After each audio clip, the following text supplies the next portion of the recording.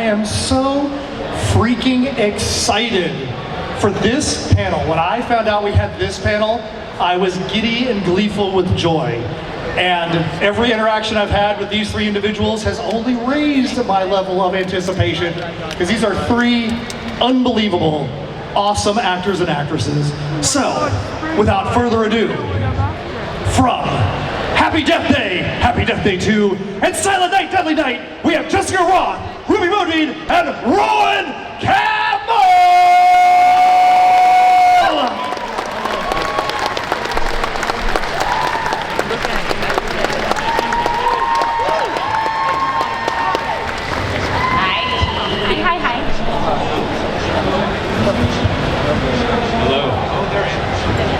So how have the three of you been enjoying your time at the most awesome convention, Scaradise?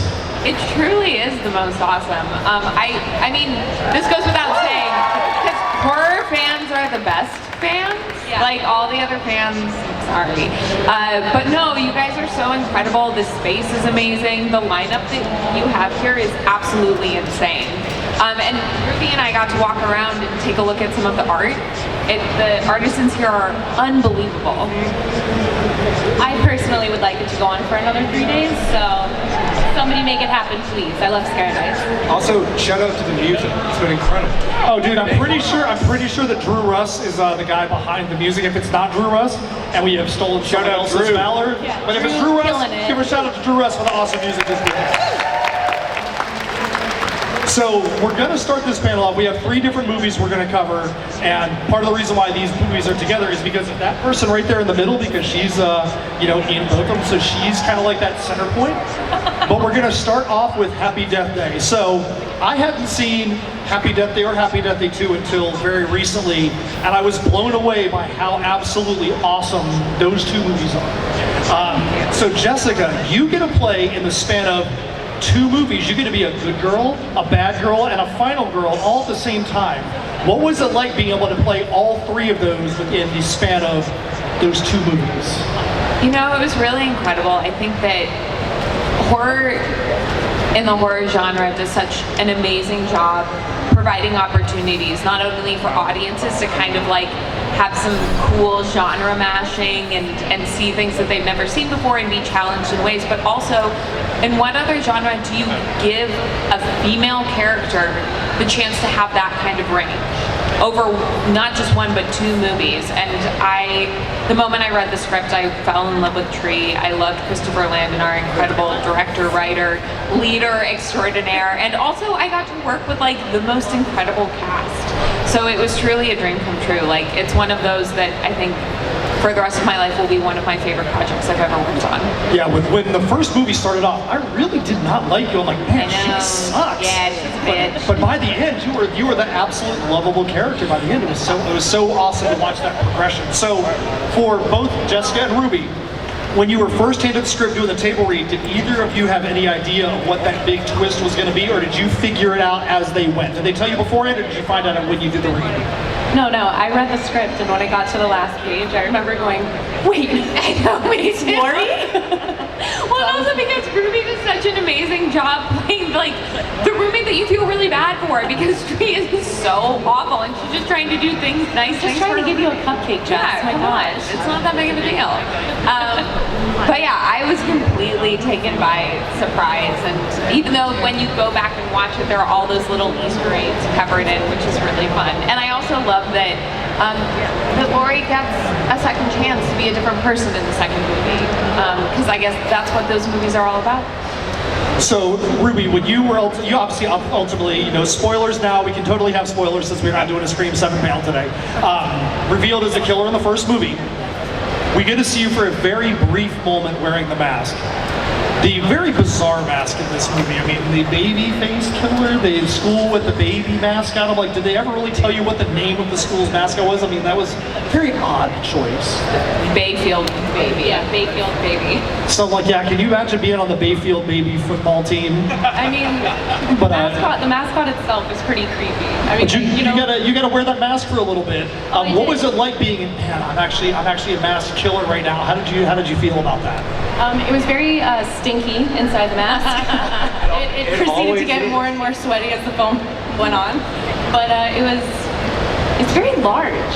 It's a very big mask, but it was exciting. I mean, I got to play a killer. I got to chase down this beautiful queen, and yeah, it was Well, and fun. Ruby has the gravitas to be a killer, to like both be like sympathetic, but then she can turn it up. And like our fight sequences were so much fun, so I hardcore. was so terrified to grab her and smash her face into the desk. We had to have so many side conversations. I know, being like, I was "Are you I don't think I okay? can do it. Well, that actually brings literally to my next question, was about, you guys do have a lot of physicality. There's a lot of brutality that happens there. How much of that was the two of you guys together? How much of that was one of you with a stunt person? How much of that was just stunt people and you guys got to watch them beat the crap out of each other? That was a lot. You had a lot of stunts. So did you.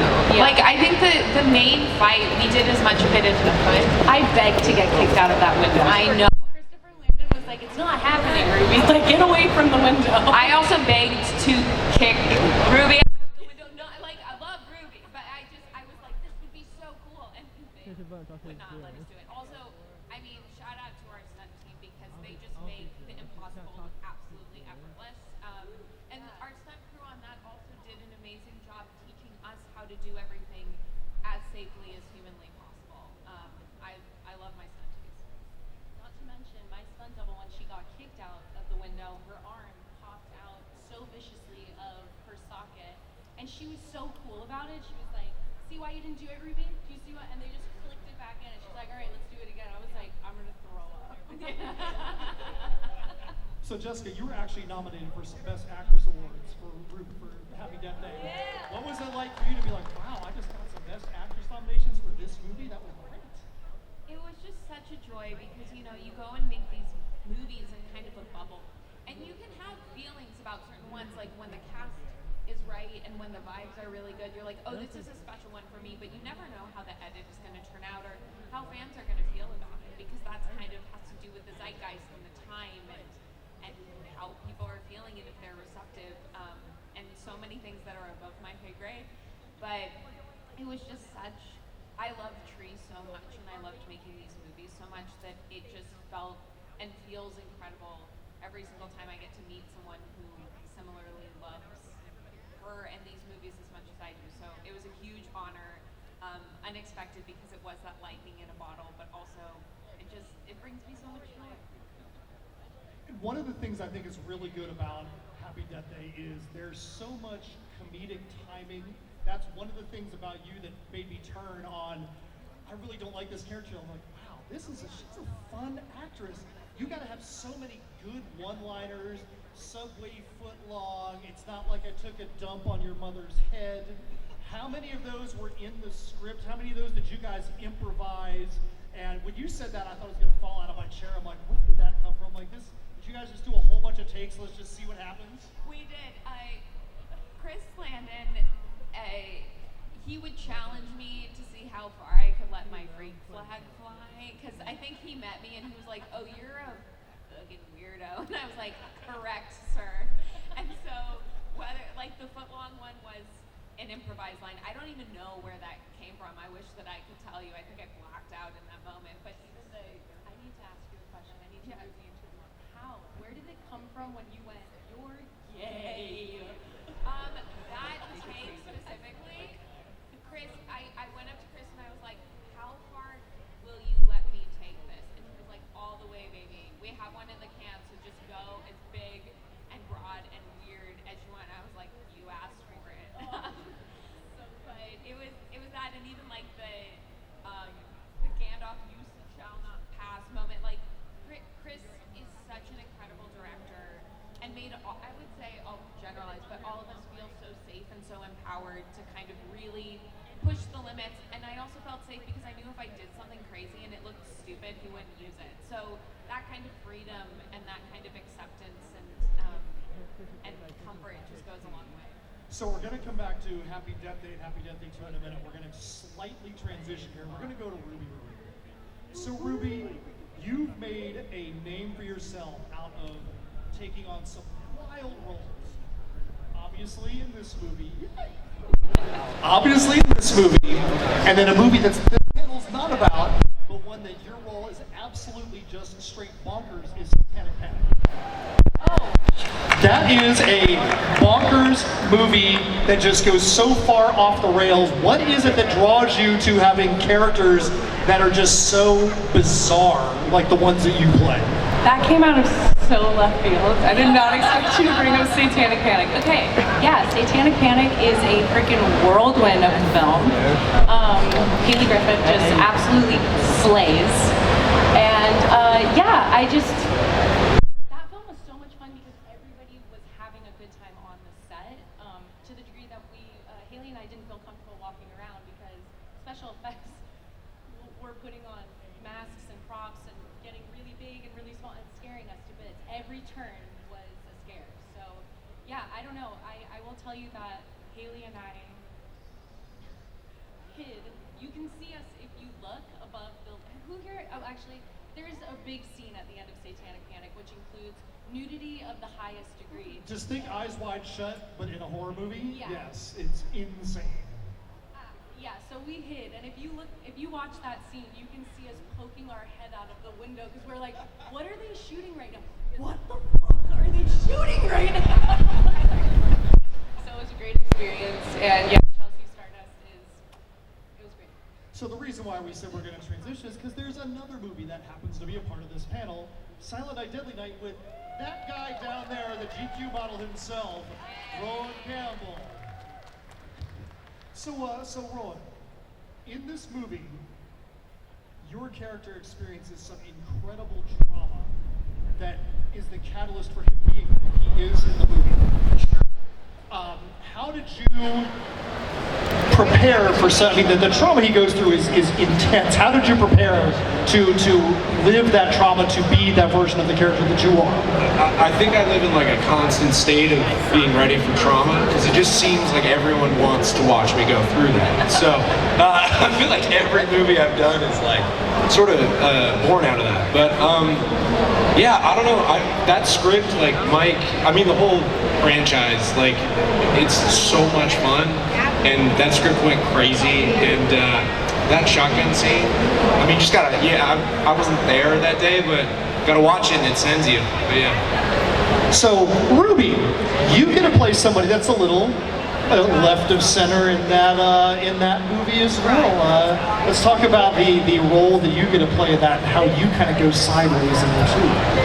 I love Pamela so much, and Rowan and I went to such a degree to get to know these characters. We got to hang out and create secrets between them, and I love her so much, and she's bonkers.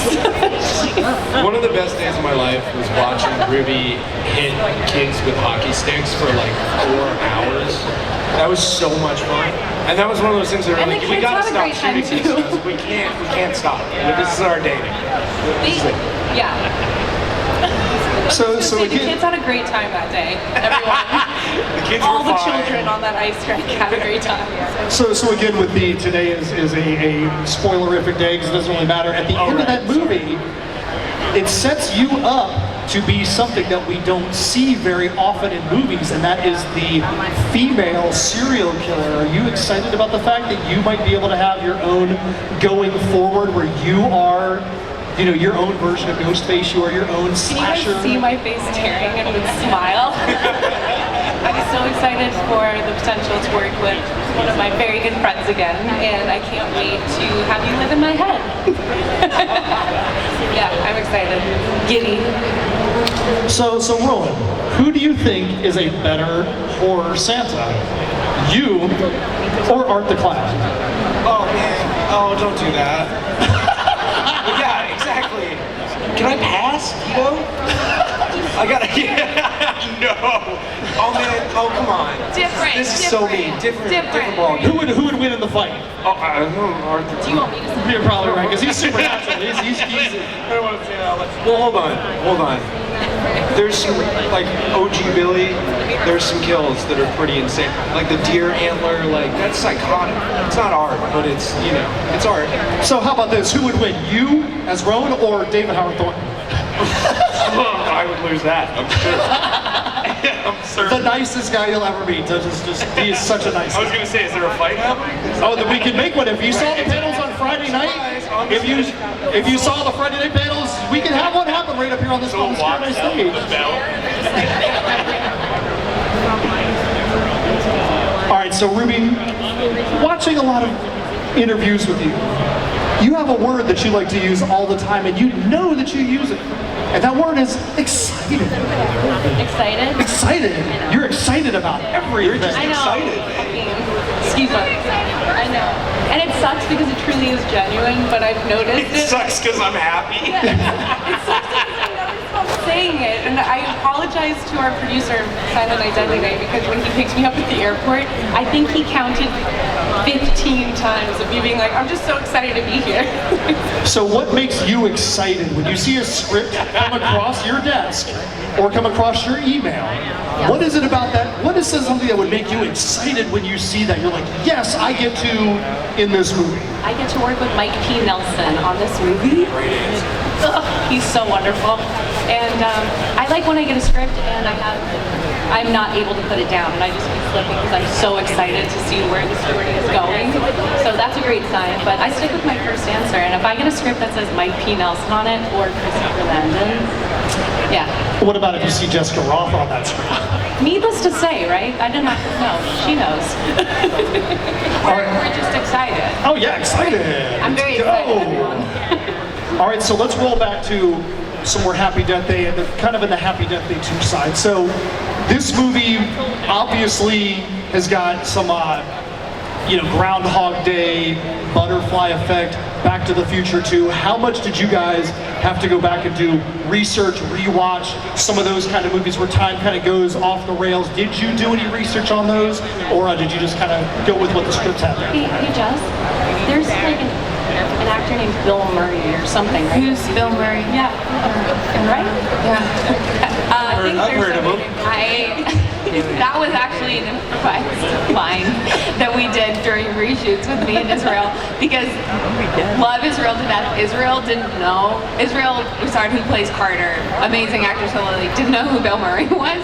And I died inside when he told me that. And then I went up to Chris and I was like, we need to add this. Tree should not know who Bill Murray is and that needs to be the tag. But I had seen Groundhog Day. Jessica is such a huge Bill Murray fan. And I watched it because I think that the specificity that he uses in telling that story is so incredible. And also similarly, we're telling a story about someone who with time can change. Like, let's be real. If it was Danielle, played by the wonderful Rachel Matthews, that bitch ain't gonna change. It's gonna take a really long time, but like finding someone who's hurt on the inside and that's where their exterior hard shell comes from, but that they're really soft and mushy like a marshmallow on the inside, crafting that was just a really specific conversation that Chris and I had, and so I took a lot of inspiration from Bill Murray. But once we were shooting, we've talked about this, I can't watch anything real unless it's research, so I devolved to watching either Parks and Rec or like really bad reality TV because my brain just needs to, after being chased by terrifying babies and doing cupcake fight scenes, I'm like, I just need to go and curl up with my friends in my bed. Two things. Rachel Matthews has the best scene, one of the best scenes in Happy Death Day 2. Yes. When she's pretending to be French Yes. and then goes, gracias. She is a comedic genius. Yeah. So do you and the guys look at cupcake. cupcakes differently after the movie? Every Christopher time somebody Landon gives you a blessed me. cupcake? Those cupcakes were so good. They were really good. But by the end of the 8th one, I was like, I'm good. I don't No, need by it. And then I then got we to were- my trailer and he had left a beautiful one as a gift, and I was like, get it out.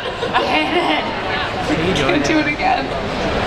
So, for those of you that have not seen the movies, it's looping of the same day over and over and over again for Jessica's character. Which means, from a wardrobe perspective, you stayed in basically the exact same wardrobe the entire time. Which means you were either in high heels or hospital slippers until the middle of the second movie. Yeah. How brutal was it for you to not have any kind of comfortable footwear for a movie and a half until you got to finally start wearing your own clothes? Luckily, we didn't shoot it in sequence, so I got some breaks during the production, but I'm so bad at walking in heels. Y'all, I'm like truly like a baby giraffe. I just can't do it, and so I would have to practice, and then between setups be like, no, I can't take them off, please. But so the hospital slippers were actually great, because you know, they got those little bunkies on the bottom, the little bumpy socks. We all love it. So that you don't slip. So I don't, which I did slip. But the hospital we shot in is also haunted AF. I don't think it exists anymore. Like so many, our crafty truck caught on fire. A door almost fell on me and our V-cam operator. And when where she did and you I shoot In New Orleans. Yeah. when we were walking through, remember the plastic? That was a completely broken down hallway. Yeah. It was so creepy. There was no set deck. It just was creepy. Yeah, 100%. We're both probably haunted now from ghosts from that New Orleans hospital. But yeah, I mean, I also love though when a costume informs character. So it was actually a huge gift for me, the discomfort. So, as you know, we have a lot of wrestlers that have been here at this show. Wrestlers make heel to face turns all the time. That's exactly what you both got to do from movie 1 to movie 2. Movie 1, you know you were the bad guys, and you knew that people really weren't going to be rooting for you. In movie 2, you made your heel to face turn. How different was it knowing that the fans were going to be rooting for you to survive in movie 2 after them all probably being like, get out of here in the first movie? I don't know how to answer that. Everybody's like, It was fantastic because everybody reacted so wildly enthusiastic for the first one, and then for Chris to just change the script so incredibly, and then see those same fans and new ones have such a new enthusiasm. Great. It was amazing. And for people to not be so frightened of me, I bake and I enjoy it, guys. I think I loved it, but I also felt pressure that I hadn't felt with the first movie. I think because the first one was such an unknown. I mean, we thought we were shooting this tiny little movie in New Orleans that maybe my mom would see, and then it became this whole big beautiful thing. And with the second one, I just didn't want to let anyone down. I didn't want to let fans down. I didn't want to let Chris down. I didn't want to let Ruby down. I didn't want to let my mom down. But so it was challenging in a really different way. But again, it was just the best group of people, and so fun and so silly, and so we had a great time, and so talented too. I completely agree. So Ron, we're going to jump back down there to you real quick. So the last show that we had here for Scaradise, one of our big Sunday panels was the cast of Dexter. It was a Dexter reunion. Oh, cool. And there's been a lot of comparisons about your character to Dexter, where it's the anti-hero serial killer killing bad people. Right. Did you watch any Dexter? What do you think? Did you feel like you had like the it was okay for your character to be doing what he was doing because he was out there trying to kill the bad guy, so to speak? Yeah, maybe I won't engage in the ethical conversation, but I'm a huge Dexter fan. I love Dexter. So like the second I read the script, I don't know if my head went to Dexter. I more so just like read it like, where is this? But like, I mean, it's so, the voice in the head is like such a cool way to like get into the psychology of the first Silent Night, Deadly Night, and such a fun way to like have Billy have someone to fight against, his own antagonist. But like the thing about doing it is you feel insane on set. And I had to act with Mike Nelson, our director, incredible actor. Like there were times I was doing scenes and I was like, do you want to come do it? Like you're so good.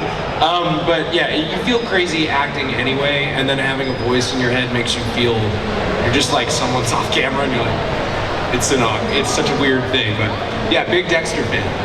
And so many movies have got props that are iconic. Obviously for Scream, it's the ghost face mask. Have you ever come across a Silent Night, Deadly Night advent calendar at any one of these shows? I want to know where that is. Because that is a wild prop right there, the advent calendar for Silent Night. I bet you Mike took that. Did he? There you go. He did.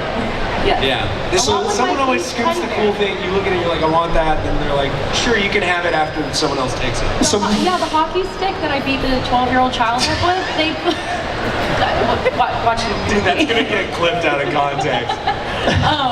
They put it inside of the huge teddy bear that was in our basement, and I wanted it so badly, and Mike took that too. It was propping up the teddy bear. Yeah, the teddy bear. Yeah. They were like the stick that you beat the child out. It's in that adorable looking teddy It's bear. also tasty. It's crazy. Mike and I shot a movie right before you guys did yours in Columbia, and he took so much shit home. Mike P. Nelson is the ultimate director and the ultimate fan, which is what makes him so delightful. great. He just loves what he does. so to all you prop masters out there, if you make an advent calendar from Silent Night, Deadly Night, Rohan would be really appreciative of that. Please.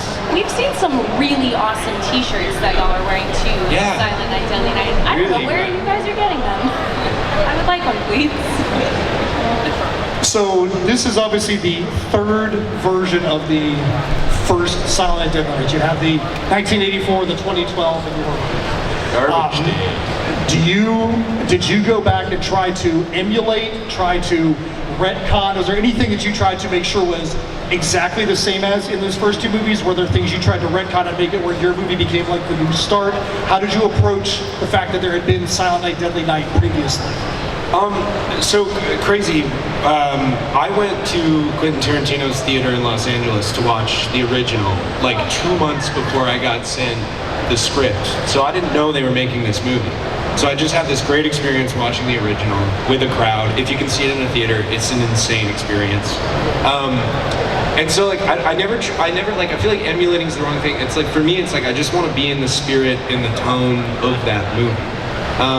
So it's like if you can make a movie that feels the same in a way, then you've won. So I really go into it like from an acting perspective, just to try and do my own thing. But like someone like Mike knows what that tone is, so I'm just following the leader in that sense.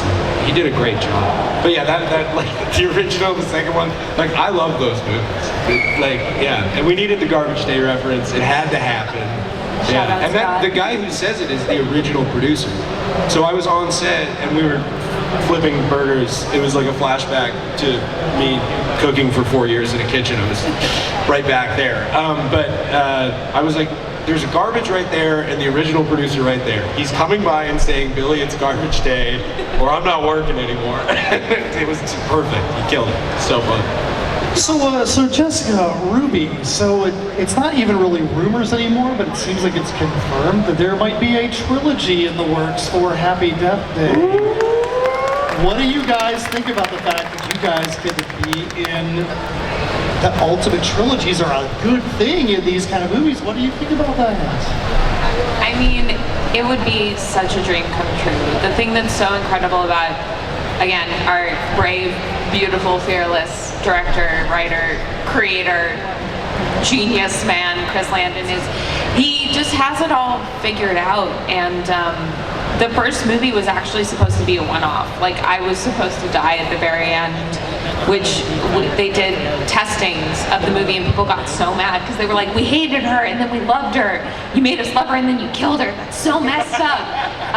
And so we reshot it, and in the span of that time, Chris came up with the concept for the second one, which was just such a joy to make. And so we were filming it less than a year after the first one came out, and he already has the third one all figured out. We're just, you know, waiting for the money people to give us the money. Money people, are you listening? Give them the money. Give we us need the number money. 3, right? Money. Right? We need number 3, Happy Death Day. I really think that Ruby and I should start bringing petitions to these cons, because the thing is, like, again, we have the best fans. We need to finish it off. Chris specifically ended the second film the way he did because with the hope of it being a trilogy, and I think that getting to finish Tree's arc and her journey would be such a gift. But the thing that I will say that is nice is it's not time dependent. So whenever it is greenlit, I will be there.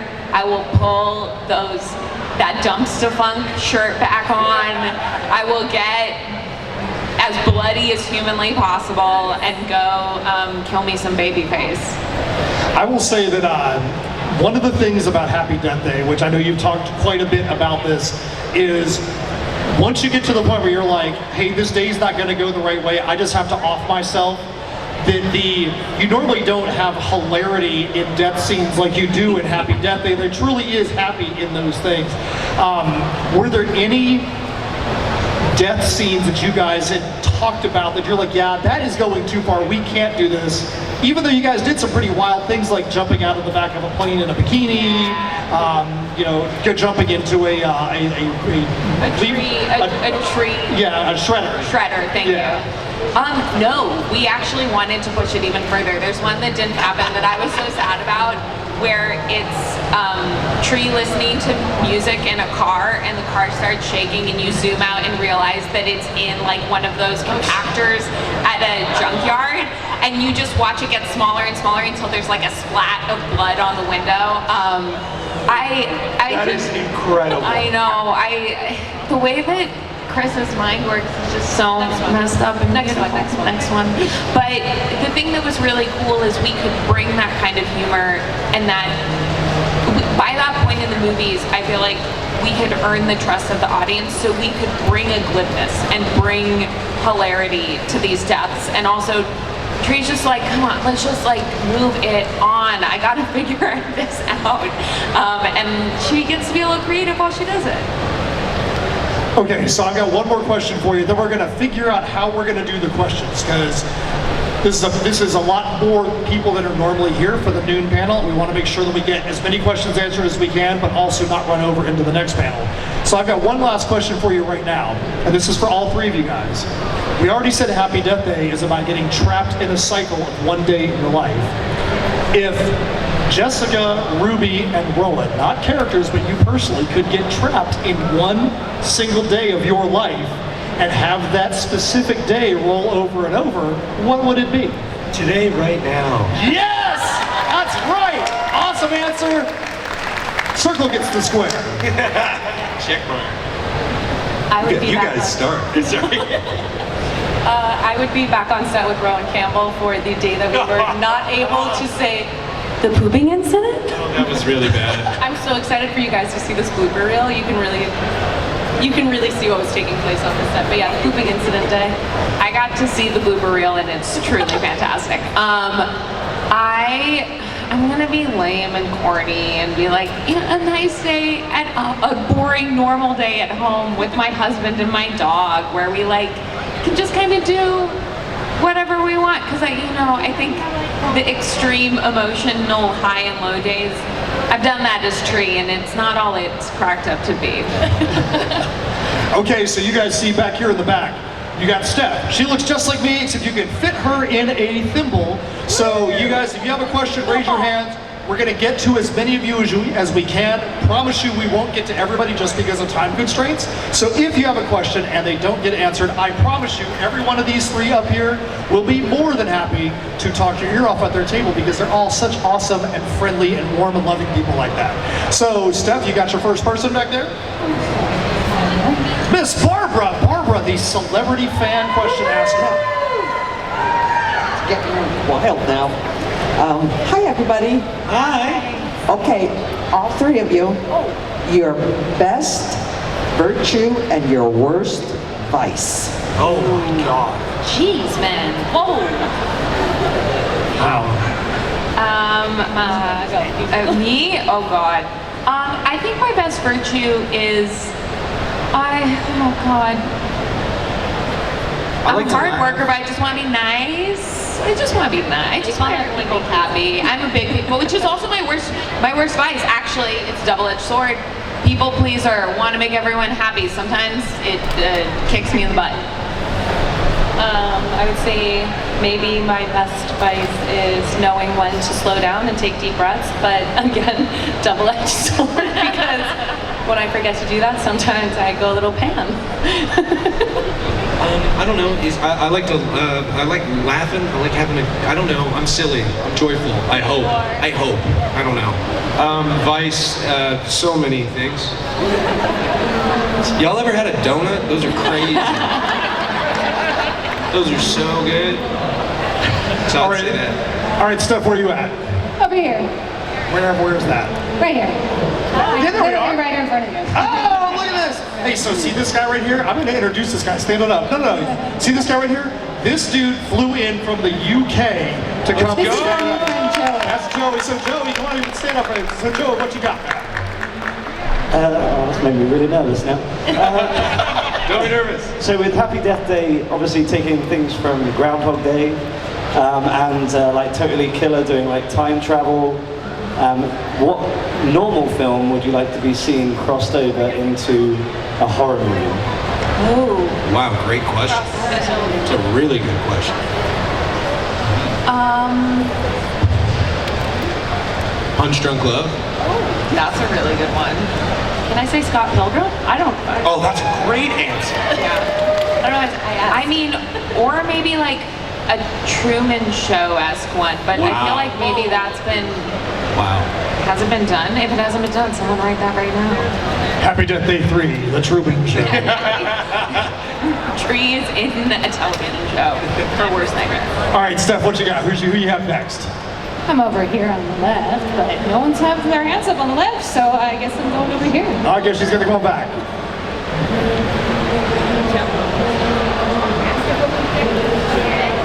All right, she's coming on back. She's coming down the middle aisle. She's going to get somebody down the middle aisle here real quick.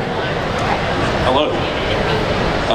First, compliment first. Loved you, Jessica and Ruby, and Happy Death Day. Both were equally good movies, by the way. And it made me discover Silent Night, Deadly Night, which Ruby and Rohan was both great in. But there was another movie that I really liked, Jessica, that you were in, which I think will be a cult film, and it's totally bonkers. Boy Kills World. Was that a great experience for you? And there must have been some good stunt work, because if you've ever seen The Raid, I know with that one guy, awesome. Yeah, it was unbelievable. I got to be in South Africa for 3 months. I got to train martial arts, which I had never done before. I was pretty much in boot camp. After the first week, I couldn't walk because I'd been kicking so much. My hip flexors were freaking out. But our stunt team was unbelievable. And Yayan, who is the genius, brilliant performer in Boy Kills World, who's also in The Raid, he plays the bad guy. And he's like the tiniest man. He could kill you with his pinky, but he's also sunshine incarnate and so generous. And I got to train in the gym with him, and I told my husband, he was like, you realize that like business bros would pay 40 grand to do what you just did? And I was like, 100%. Thank you, God. All right, Steph, who you got now? Hello. Hi, for all three of you, so in the second Happy Death Day review, Tree has to choose between love and her mother. Which one would you guys choose? Between your love or your family? She gets so heavy. So intense. Oh man. This is a hypothetical question, so that way if your love or your family sees this, one of them doesn't disown you. I love you, Jessica, I'm gonna Mom. let you solely answer that All right, question. well, what I'll say is it was love or family, but it was also moving forward or staying stuck in the past. And so even though it would be incredibly, incredibly hard for me if I had to choose one over the other, I think moving forward is what I would choose, because that's how you get new opportunities. And I've been stuck in loops before in my life in films, and it's great for a while, but not so great. Jessica. Wow. I'm not gonna. That was a good answer. All right, with that being said, Steph, what we got next? What's your name? What's your question? Hi, my name is Nikki, or Sarah, as Ruby met me as yesterday. Hi, Farah. So my question's a little weird. It's a little different from what I asked you two yesterday. So you guys have played psycho killers in all of the movies that you've pretty much done recently. How do you guys get into the role, And then when you're done shooting for the day, how do you wind down from playing that psycho killer? I ask Rohan that every day on Silent Night Deadly. Did I ever answer? No, because I don't think kept have an asking. I was answer. like, "Are you all right? Are you sleeping?" No, Because I'm not I was okay. on set one day and we had the most incredible prop of a face, and Rohan was just smashing it to bits with a hammer, and there was teeth flying, and brain matter, and skull, and skin. And then they said cut, and he turned to Mike and was like, "How'd that look? Was that good?" And I'm like, I almost fainted, but I'm sorry, I didn't mean to. That was. Yeah, I don't know if you ever do wind down. I feel like mentally you can organize things and then your body doesn't really know that it's not real. Yeah. So the weirdest thing that happens is like when you're shooting a movie, you'll have dreams or nightmares or something that you've just went through that day and it feels so real. It's not till like 2 months after I finish a movie that I like turn back into myself, I guess. I don't know. I don't mean that in like an actor way. I don't. You know what I mean? You're so mad. Yeah, I'm so. It takes me like 2 months, man. No, I don't know. To calm down. It takes time for your nervous system to reset. That's for the sure. right And I mean, there's articulation. real violence between these two films. All right, so who we got next?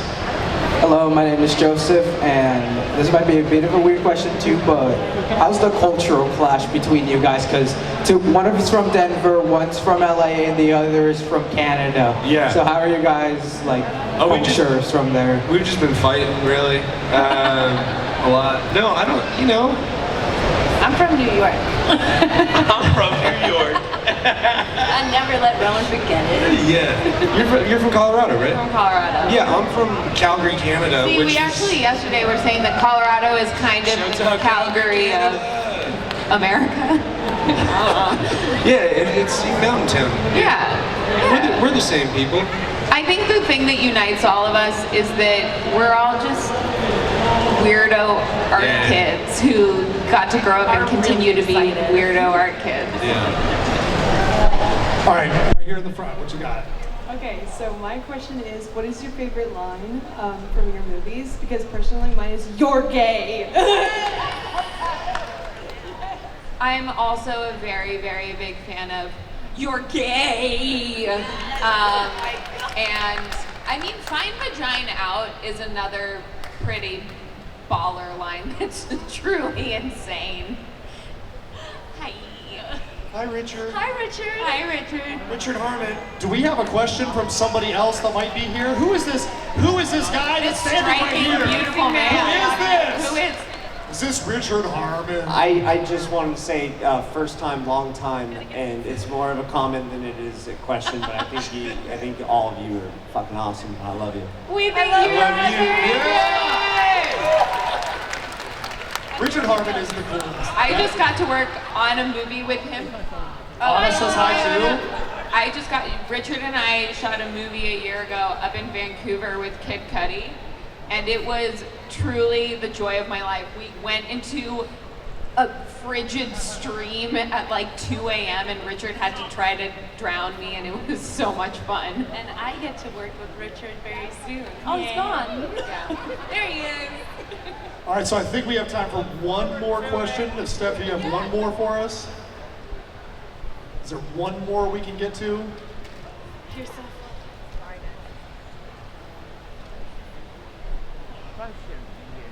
My name's Sophia, and I wanted to ask if you could be in any horror movie, what would you be for all three of you? So if you could be in another franchise that you're not already in. Evil Dead.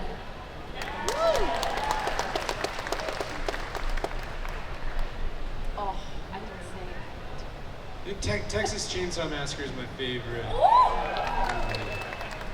I would kill to be in that. Oh. Boo. Oh man. First answer Alien, tied real Okay. close by. Like if they made a prequel about From Weapons, if Aunt Gladys, like oh man, let me be some young Aunt Gladys. I want to figure out how that witch got made. Like, You just want those bangs, right? I want those bangs, and I want that red smear mouth. Like, let's go. I equally want to visit Derry though. Yeah. So bad. Anyways, future something. All right, so we're not going to do our thing with our guy Corey right now, but we are still going to do a picture. Steph's going to come up here, and we're going to do a selfie with her camera, and we're going to get a fun little selfie. But before we do that, we want to make sure that you guys give a massive, huge, incredible Scaradise round of applause and make some noise for the amazing Ron Campbell, Rudy Modine, and Jessica Roth!